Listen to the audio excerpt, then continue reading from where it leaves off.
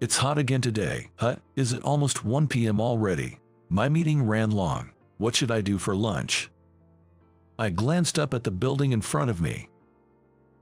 This luxury hotel. I remember having a meeting here with a client in the coffee lounge and was surprised that a cup of coffee cost $12. My name is Steven. After graduating from high school, I started working for a construction equipment rental company, and I've been in sales for 10 years now. I live with my younger sister, who is 7 years younger than me, and our mom. Our dad passed away from an illness shortly after my sister was born. Our family, being a single-parent household, wasn't exactly well off. My mom, who had been a stay-at-home mom, started working as a cashier at a supermarket. Given our situation, by the time I got to middle school, I felt the urge to get a job as soon as possible to help out my mom. When I said I wanted to start working instead of continuing my studies, my mom told me, "I've always hoped you and Jessica would at least finish high school. I've been saving up for your education since you were born, so please, graduate high school." I took her up on that offer. Lost in these memories, I found myself standing at the entrance of that luxury hotel when suddenly the automatic door burst open, and a woman in a dress nearly collided with me. Right next to us were some steps. I instinctively grabbed her hand and pulled her toward me. She managed not to fall down the steps, but one of her heels went tumbling down. "Oh, I'm sorry. Please, put your foot here." I pulled out a plastic sheet from my bag and placed it at her feet. "I'll get your heel right away," I said, heading down the steps to retrieve the fallen heel. When I came back up, the woman in the dress deeply bowed and said, "I'm so sorry. Really, I apologize." She was an elegant and beautiful woman, the light pink dress suiting her perfectly. "Oh, it's okay. Are you all right?" I grabbed your arm quite forcefully. "Did it hurt? Is there a bruise?" She gently rolled up her sleeve to show. "Oh, I knew it. It's turned red. I'm sorry. I pulled you too hard." "It's not a big deal. Please don't worry about it. It was my fault for rushing out like that," she said, bowing deeply again. "Excuse me. Just give me a moment." I moved a few meters away and made a call to my office. The CEO answered the phone immediately, so I quickly explained the situation. "Good afternoon. It's Steven. I had a little accident and accidentally bumped into someone, causing them to get injured." "Oh, Steven, is the other person okay?" "Yes. I'm planning to take them to the hospital now. Would it be okay if I return to the office a bit later?" "All right, please do that. Let me know the outcome." "Understood." With the CEO's approval, I went back to her. "I apologize for the wait. Just to be safe, let's head to the hospital. I'll come with you." "There's no need for a hospital. I'm fine. Please don't worry about it. If it swells up, it'll be a problem. Let's go." With that, the woman in the dress seemed quite embarrassed, but we both hopped into a cab and headed to the hospital. After the orthopedic examination, the doctor explained the situation carefully. The diagnosis was that there were no bone issues, just some internal bleeding. Afterwards, while waiting to pay, we sat down and chatted. "You know, I just learned for the first time, warming up a bruise after about the 4th day helps it heal faster." "I just learned that too." Seeing her smile made my heart skip a beat.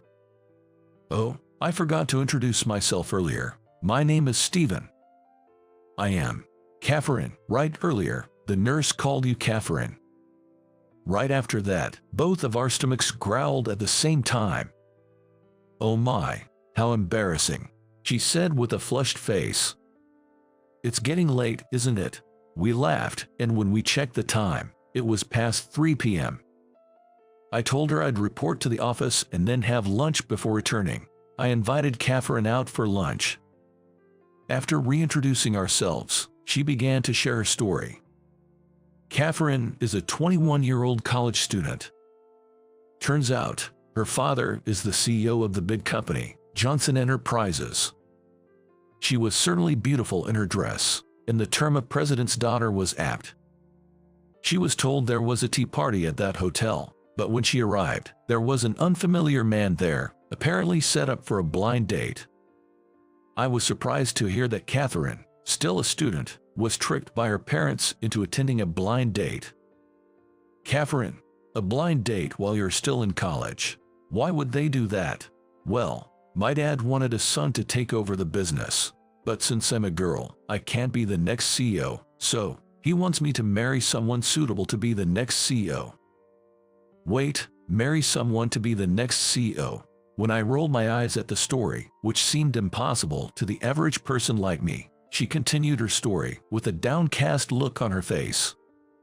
Yes, there was talk that the son of one of our clients, a top executive, was looking for a match. It was surprising that in this day and age, there were parents who would suggest a marriage without their child's consent. So you had an arranged date? Yes. After our parents exchanged pleasantries and brief introductions, they left, and after dinner, he suddenly mentioned he had booked a room upstairs in the hotel. I felt he was trying to take me there. What? That's outrageous. Yes, I was scared and ran away. When I hastily went outside, I bumped into you. I'm really sorry. Well, that's just rude and terrible. You must have had a tough time. Her face turned into a mix of worry and sadness. You know, I have a younger sister, about 7 years younger. If I ever told her to go on an arranged date, she'd probably slap me and tell me to get real. Hearing that, she burst into laughter. What a radiant smile she has. I felt my heart race again. Later, we exchanged contact information and parted ways.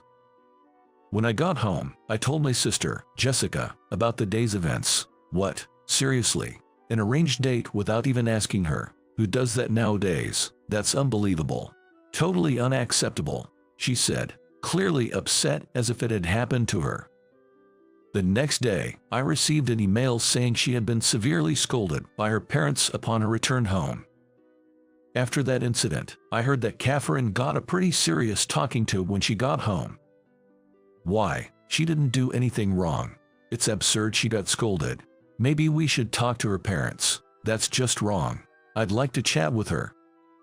Maybe, it might be nosy, but perhaps we should give her some advice. Maybe it's fate that we met. While pondering this, I received a message from her, wanting to thank me. The following weekend, when she invited me for a meal and I told her it was Jessica's birthday and we were planning a big get-together at my place, she asked, would it be alright if I stopped by? So, I decided to invite Catherine over to my house. Come the weekend, she arrived at our home with some fancy sushi. Oh, you must be Catherine. I've heard about you from my brother. I'm Jessica, his sister. Oh, I'm sorry. It's so thoughtful of you, especially since we haven't even met before. It's okay. I'm the one imposing on short notice. Perhaps because they were close in age, to my surprise, they hit it off. Before long, they were calling each other Catherine and Jessie. Even though we just met, I was amazed at how quickly girls can bond. Watching the two of them, I smiled thinking they seemed as close as sisters. From then on, she started visiting my house every Sunday. One day, after about 3 months, Jessica suddenly spoke to me with a serious expression. Hey, what do you think about Catherine? What? So suddenly? I can tell. Catherine likes you. Wait a minute. Where's this coming from? Honestly, I was quite taken aback by this. Catherine was younger, and I thought of her as a sweet younger sister. But the affection I felt for her was different from what I felt for Jessica. Catherine is younger, and she's shy. You should confess to her. If her parents try to set her up again, it'll be too late. You'll definitely regret it. Jessica was right. But she's the daughter of a big company CEO. Love doesn't care about status. Encouraged by Jessica, I mustered up the courage and decided to confess on Christmas Eve. On our way back from dinner, I asked, Catherine, would you be my girlfriend? I don't want you to go through any arranged dates if you don't want to. She nodded emphatically and replied, Thank you, Stephen. I'm so happy. The following day, the 25th, was Christmas. I introduced her to Jessica and my mom as my girlfriend. Jessica exclaimed, "Good for you, Catherine. Way to go, bro." My son Steven, who, as far as I know, has never had a girlfriend in his 27 years, now has such a wonderful girlfriend. I'm so happy. My mother was also smiling and excited. My parents were fine, but the real issue was her parents. As the end of the year approached, and I pondered when to greet them, I learned her father was looking for another potential match for her, so I braced myself to meet her parents during the holiday. I visited her house on New Year's Day. I was ushered into the living room, where I said, "Hello, my name is Steven," and handed them a gift. Her father gestured for me to sit on the couch, and I took a seat. "I have been dating Catherine since last month. My name is Steven. I am here today to inform and greet you about this." After saying this, I could feel sweat dripping all over, despite it being the middle of winter. Suddenly, her mother said, "Well, I'm well aware Catherine has been visiting your home frequently since last September, and I know about your family too. Of course, I've already looked into you as well." "Mom, I didn't ask about any of that. Why did you go snooping around?" Catherine exclaimed loudly in surprise. Her mother gave Catherine a stern look. "It's only natural to be concerned about my only daughter. That's a whole different issue." Catherine seemed to bite her lip as if she had more to say.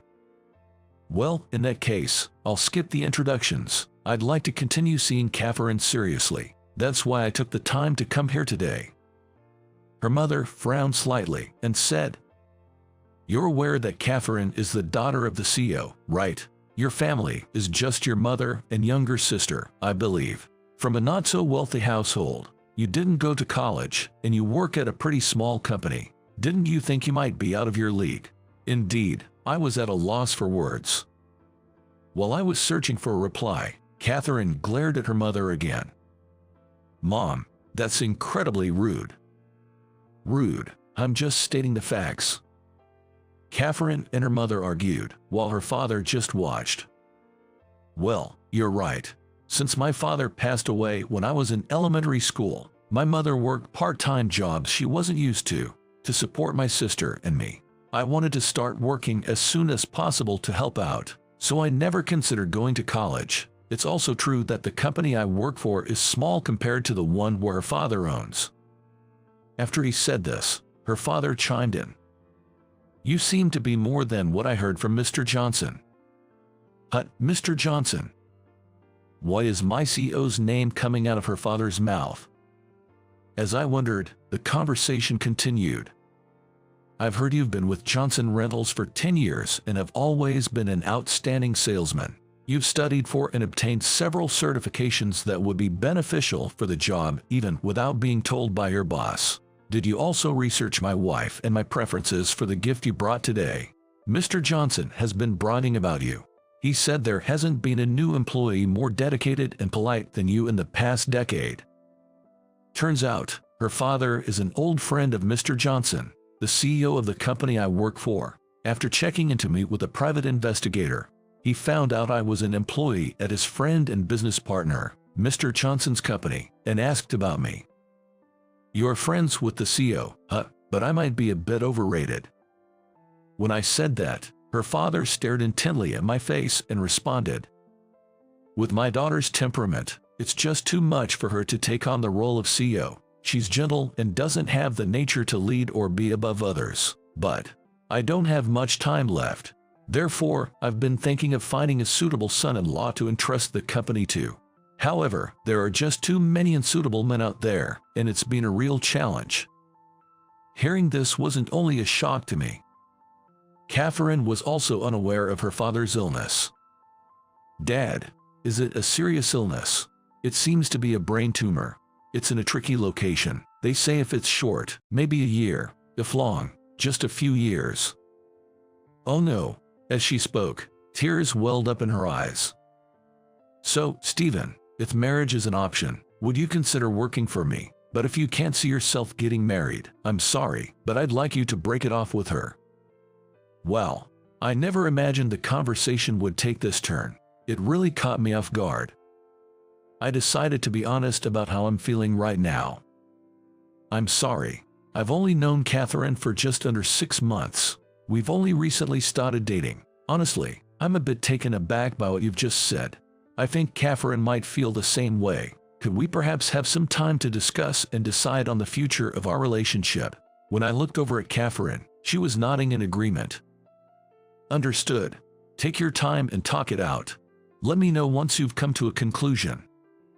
The following year, after first visiting her house, we held our wedding ceremony right after she graduated from college. She had expressed her wish to walk down the aisle with her father, while my mother-in-law, who had hoped her daughter would marry a college-educated elite, still occasionally makes snide remarks towards me. I believe I've slowly built a trust with her father. After a while, at the strong request of my father-in-law, I transferred to Mitchell Corporation. His company deals with the production of temporary and construction materials. Having had prior knowledge about the products, I am currently being trained by the CEO's secretary, Karen, to learn the ropes of the secretary job. For Catherine's sake, for my mother-in-law's sake, and for the sake of the company, I truly hope my father-in-law lives a long, healthy life. With that in mind, I've been working hard every day to support and contribute to their lives and the company.